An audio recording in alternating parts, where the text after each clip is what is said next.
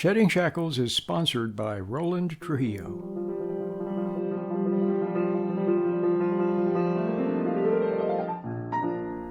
Welcome to Shedding Shackles. Today's topic is the dark side. And now, here's your Shedding Shackles host, Roland Trujillo.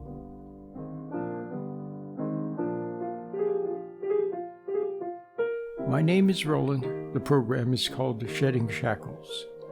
I made a program last week and I called it Dwelling in the Shadow of the Almighty, based on the beautiful words from the Psalm. And I said that you have to make your own little world. That just as when you were a child, if you had good parents, they made a safe home for you, a beautiful home for you, and you had your room with all the little things that you needed in your room, your bed and your desk and your toys and all the things that made for a happy and sweet life. In the same way that good parents provide for a safe and happy life for their child, in the same way, your spiritual parent, your Heavenly Father, will provide for you in your own little world. He will provide everything that you need to grow. Well, God will provide for you if you turn to Him. See, God does not violate our freedom. He's very nice in that regard. All around you, people violate your freedom, don't they? They try to force things upon you. Everywhere you go, they're trying to force you into doing something. Or they begin by trying to seduce you. They tell you how good it's going to be. And if you don't buy it, then if you live in a place where there is freedom, where there is still freedom, then you don't have to buy what they're telling you. But they keep trying, don't they? Because there's advantages to them. And I may go into that later. But let's just say that people keep trying to force you. But when they get some kind of power over you, when they get power, who was it that said that power corrupts? And absolute power corrupts absolutely. Who said that? When they get power over you, then they start to try to compel you, to force you to do what they want you to do. And then you see the other face. Was it Churchill who talked, when he was talking about communism, he talked about the iron fist in the velvet glove? Well, we're beginning to see that now, aren't we? We're beginning to see that those people who we thought were so nice and that we could trust them, we're beginning to see that when they have power over you, they begin to want to compel you. So you have to now begin to have some sympathy for the people. I remember when I was a kid, when it was still nearer to World War II. Now it seems kind of like a long time ago, doesn't it, for most people? But at that time, it wasn't that far behind. And people would often ask the question, how could the German people allow this to happen? How could they do that? Well, now you look and you see people allowing things to happen. Now do you get it? So now you can have some compassion instead of judging them. So now what are we going to do? Well, let's begin with you personally. Let's begin with you personally and look into your own life and see if God is your authority. Because if He's not your authority, then all that's left... Who was it? Was it William Penn who said that if people do not find God, then they're doomed to be ruled by tyrants? If people are not ruled by God, they're doomed to be ruled by tyrants. Something like that. I'm not getting the quote quite right, but it's something like that. So if God is not your authority, then somebody else is. It's that simple. Somebody else is your authority.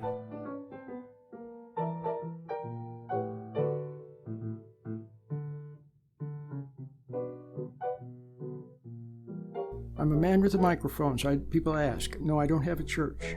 I do not have a church. I'm just a person, and I open my mouth and I talk. And if what I say strikes a responsive chord, then that's good.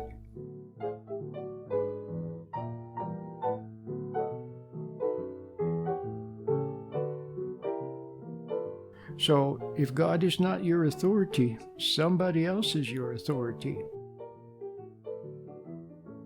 Now, this other authority, if they were a good authority, like if you had a really good grandpa, for example, let's say, maybe some of you did, who was kind, and who was wise, and who loved you, and who didn't want to do anything to you other than to see you flower, to see you grow, and delight, and be filled with joy, and blossom into a beautiful young adult. That's all that Grandpa wanted. He was just happy to see you happy. And so, but he loved you, and he was kind and wise. So if you had a good, if he was your authority, then life would be beautiful, wouldn't it? He wouldn't force anything upon you. He wouldn't try to do anything to you and compel you to do something. He wouldn't try to make you do something that wasn't good. And if he wasn't sure about something, he wouldn't try to pretend that he was sure when he wasn't. So that would be beautiful, wouldn't it? Then how about, when this country was founded, I heard something the other day on the radio, and I suspect that it's probably true. The question was, from the Enlightenment, that was a rather lengthy period in human history, the Enlightenment. And the question was asked, who was the greatest person in the Enlightenment? Which person stands head and shoulders above all the others? And there were various people gave various answers, and then finally the answer came forth. You know who it was? It was George Washington. George Washington was a very great man, a very noble man, and he gave up a lot. He did. Do you realize that our founding fathers, the majority of them, were relatively well off? They had nothing to gain by putting their life on the line. They had nothing to gain by donning a military uniform as George Washington did. He put his life on the line. He gave years of his life and risked death and suffered and had the agony of decision-making. He did all of this for what? He did it for other people. Christ said, greater love hath no man than to give his life for others. Well, we've heard of firemen who rush into the burning building to carry someone out. We hear of policemen who put their life on the line every day for other people. We hear of people who rush to the scene of an accident to help. We hear of such things, and we are touched by it. It's beautiful. Well, George Washington was something like that. He gave his life, years of his life, and risked his life for other people. And he left us a very beautiful thing, this United States. But it is under attack, as everything is. Look, I was listening to an old Art Bell program. A long time ago, there was a very nice man named Art Bell who had a late-night radio program. He had a guest who was very popular, and it was Father Malachi Martin. Father Martin, he's the author of Hostage to the Devil. Father Martin was a real exorcist. He did many exorcisms, real ones, and he wrote the book Hostage to the Devil. But he also wrote a book called Windswept House. And he talked about the devastation and the loss of stature and the diminishment of the Catholic Church. And he talked about Vatican II. And somehow after that time, the core truths were abandoned. You see where things are watered down, things are liberalized, things are mocked, things are held in contempt, things are denied and pushed away. You know, they mock Christianity, but perhaps even worse are the agents, the fifth column, the spies, what's the word? They're like termites that get into the church, and they do damage from the inside, and they do a lot of damage that way. Will you see that everywhere? You see people who are not loyal to the United States, and they do damage. And you see people who mock decency, but then you see people who in the guise of helping people actually don't help them. So there's much that could be said about this, but let's just say that there is a concerted effort on the part of the dark side, if you want to call it that, who through its agents wishes to tear down what is good, to destroy values and institutions like marriage, for example, and who want to therefore also destroy the United States, because the United States has always stood for good, despite the many mistakes that we've made. The United States has always stood for good. The United States was the shining light. And even now, at this moment, people around the world are looking to the United States to see how we will respond. And so, again, I must say, William Penn said, if you don't find God, then you're destined to be ruled by tyrants. I began today's program by saying that God does not violate our freedom.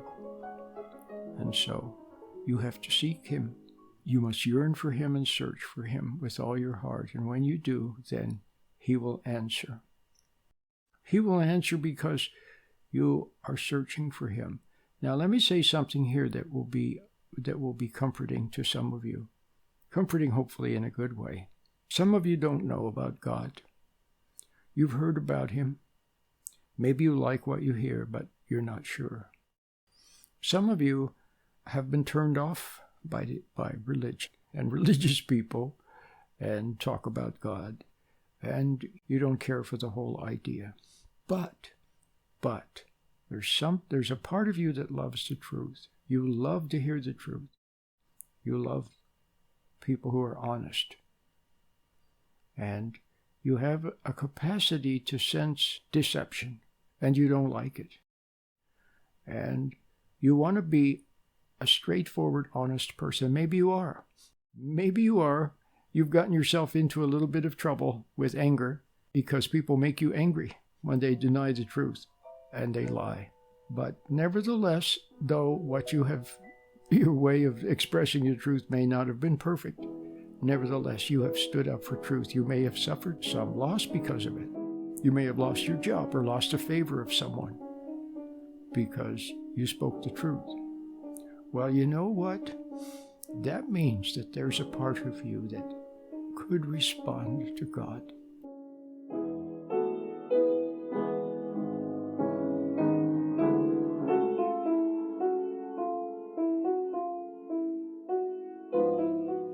Ladies and gentlemen, I want to give you some resources.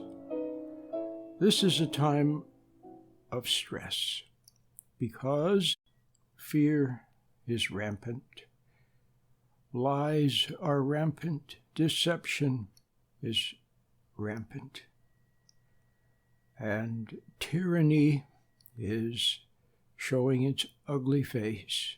Who would have thought?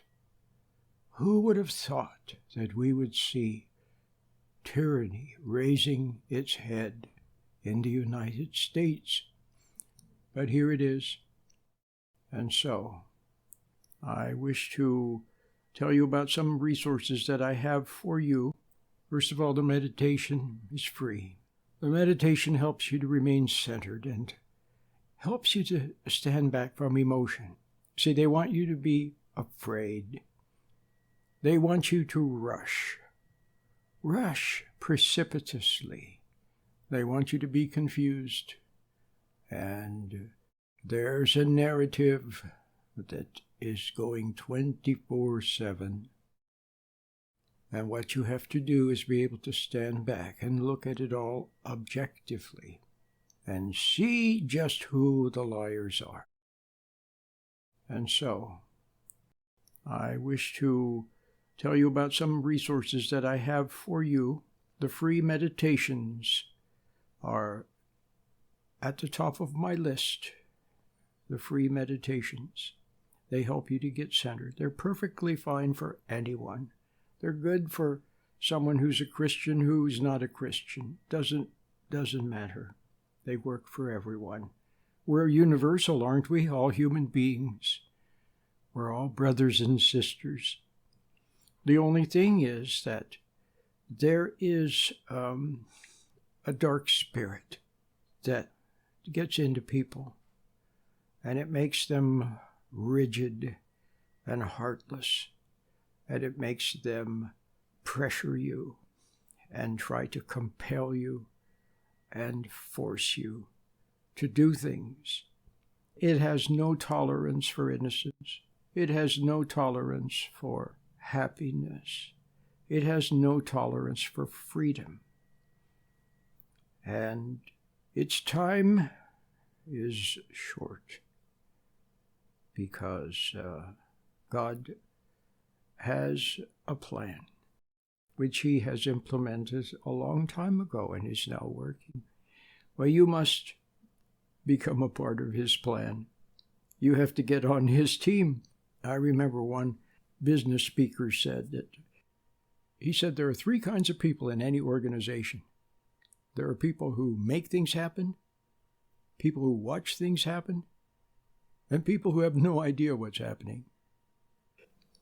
Well, you got to be on God's team.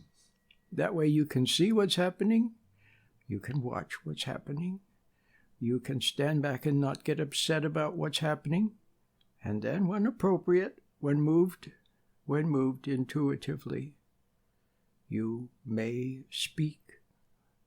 You may speak or act. But the number one thing you have to conquer is fear and confusion. And so being able to stand back and look at things objectively is a very wonderful thing, and the meditations help with that. So why don't you give them a try? They're easy, they're free, could do you a world of good.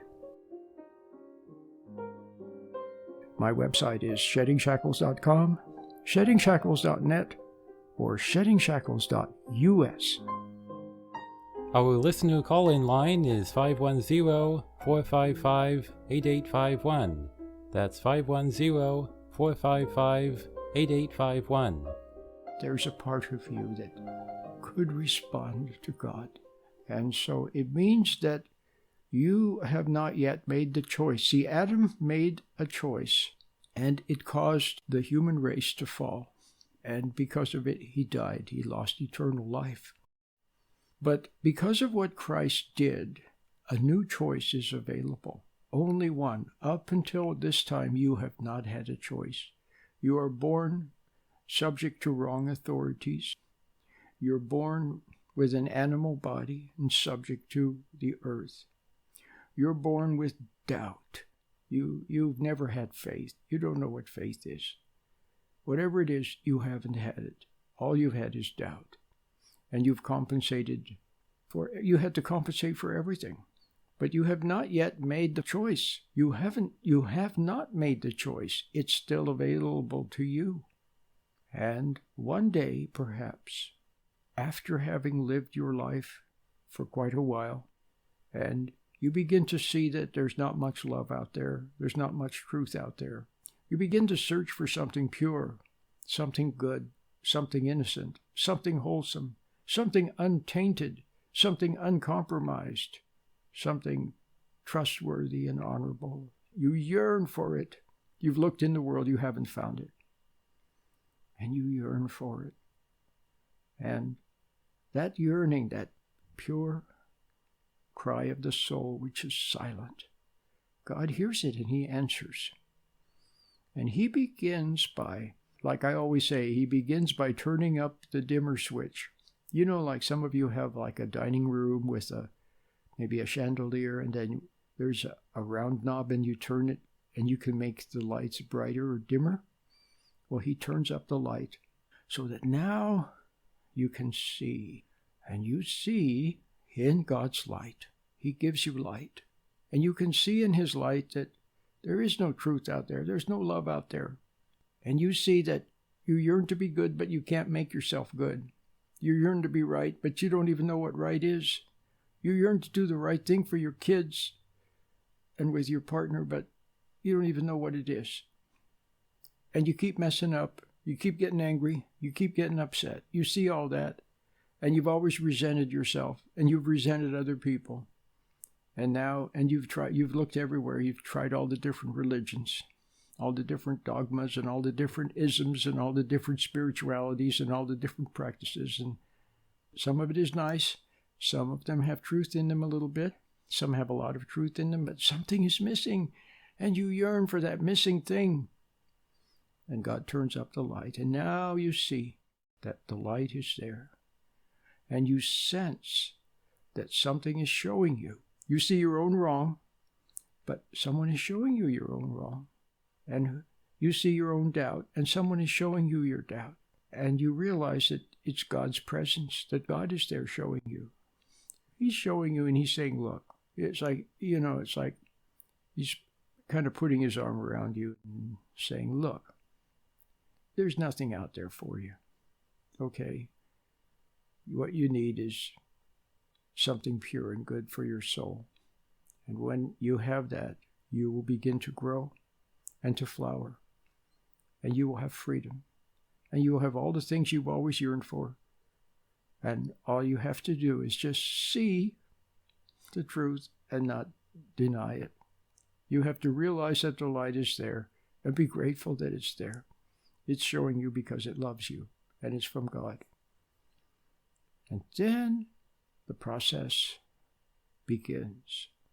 And the first thing that you see is that you're wrong and you can't make yourself right.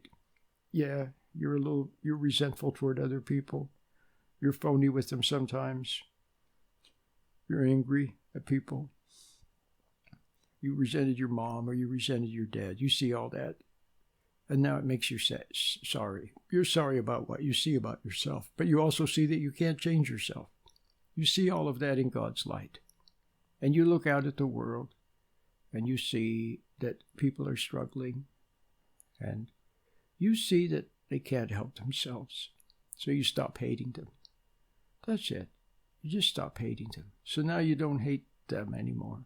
You don't hate yourself. You see your own wrong, and you see you can't change yourself, so you stop trying to make yourself good. You stop trying to save yourself. And lo and behold, now God can save you. But you incline toward the truth. You incline toward it. Instead of resisting it and rejecting it, you incline toward it. You let your hair down. You say, yeah, I'm wrong. I see that I'm wrong, but I can't make myself right. Yeah, I resented my mom. I don't want to resent my mom, but I did. And I resented my dad. Now I see he couldn't help himself, but I hated him. And I wished I hadn't. I'm sorry. And I don't know how to deal with my partner and my kids. You know, I messed my kids up. And you see all that, and you're just sorry. That's all. And you stop trying to deny it. Stop trying to change anything. Stop looking for comfort from the world. It's just phony, isn't it? If someone comes along and pats you on the back and tells you how nice you are and hands you a drink or a marijuana or tells you some pretty words, it's just phony. So don't hate them either. Don't hate them. Just stand back and get to know yourself in God's light. And maybe a little meditation would help a little bit. I think it would. To be still and allow this process to take place. And when you incline toward it, instead of resisting it, instead of resenting it, you just let your hair down and say, yeah, I'm wrong. I see that I'm wrong. I can't make myself right. If anybody's going to make me right, it's got to be you, God. And you know what that is? That's the choice. That's the choice. You made it. Now, God is in charge. And then you just live your life. And watch all the doubt thoughts and all the what ifs and ands, and watch people who try to make you think it's all nothing and all you need to do is have another marijuana or another drink or make more money. And then see all the people that are lying to you, all the people that are trying to deceive you. See that they're all lost and don't hate them. And God will be in charge, and he'll make you a beautiful life. And yeah, there'll be some conflict with the outside world when you start to stand up for the truth. And this time when you stand up for the truth without anger, well, it's devastating to the falsity in people. That's the last thing they want to hear, is the truth from someone who is speaking without guile, without anger, who's just telling them the plain and simple truth. It's devastating to the falsity in them. The truth devastates the lie, but the truth brings life and joy and freedom. It sets people free, those who love God and who are now captive and can't speak up. The truth sets them free. So speak up, tell the truth, and become a warrior for God. Now, I want you to go to my website and get the meditation, give it a try. And my website is sheddingshackles.com, sheddingshackles.net, or sheddingshackles.us. Until next time, Lord willing, and the creek don't rise, I'll see you then. Bye-bye. You have been listening to Shedding Shackles with your host, Roland Trujillo. Now you can listen to Roland anytime by logging on to www.sheddingshackles.com. You'll find lots of free, helpful information, and you can also order materials or make a donation by using your credit card. Once again, the web address is sheddingshackles.com. Please remember that Shedding Shackles is listener-supported. Thank you. Shedding Shackles is sponsored by Roland Trujillo.